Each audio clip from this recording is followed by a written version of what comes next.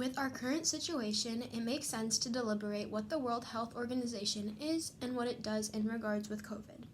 Many people have different opinions on whether or not the World Health Organization has credible resources and if it truly is effective. However, in my opinion, up to this point, I believe the World Health Organization has done a good job in giving the public and the rest of the world the most updated and relevant information in regards with disease and control. To begin, I want to discuss what WHO really is, and according to their website, they are a specialized agency of United Nations responsible for the international public health. The WHO Constitution, which establishes agency's governing structure and principles, states its main objective is the attainment of all people's highest possible of health. They are validated internationally, which is important to remember as being equal. Now, connecting this to our current situation with the COVID pandemic, they have done exactly all of these steps. They have placed social distancing measures and have had people wearing masks since the beginning.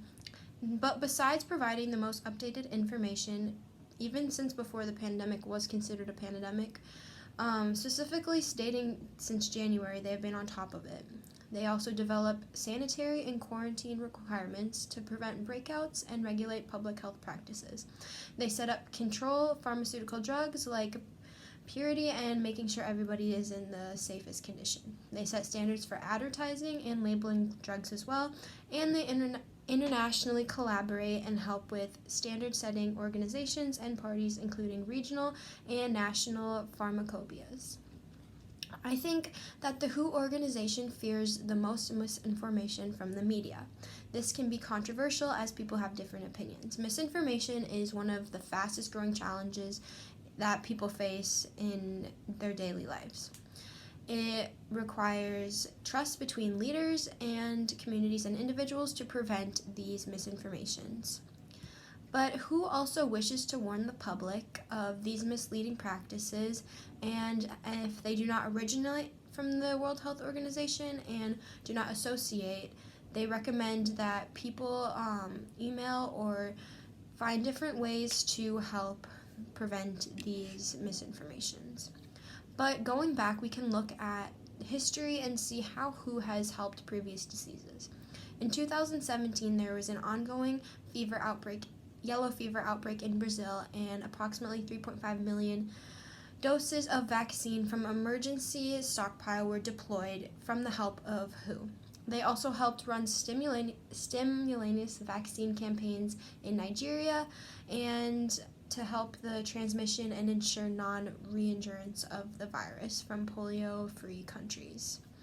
But also, the agency has also played a key role in the number of global health achievements, such as Alma-Ata Declaration on the Primary Health Care in 1978, the eradication of smallpox, formerly known and recognized in 1980, and the Framework of Convention on Tobacco Control adapted in 2003.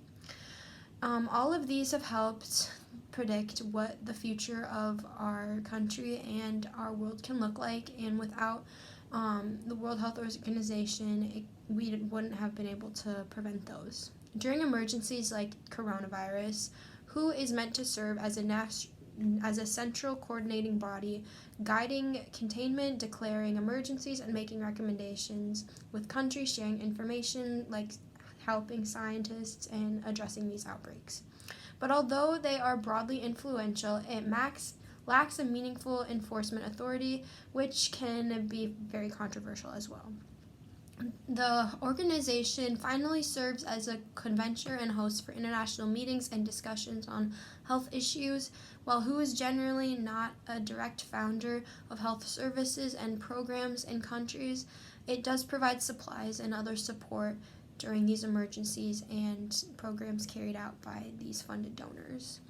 Their objective for the future, predicted from 2019 to 2013, is ensuring healthy lives and promoting well-being for all ages.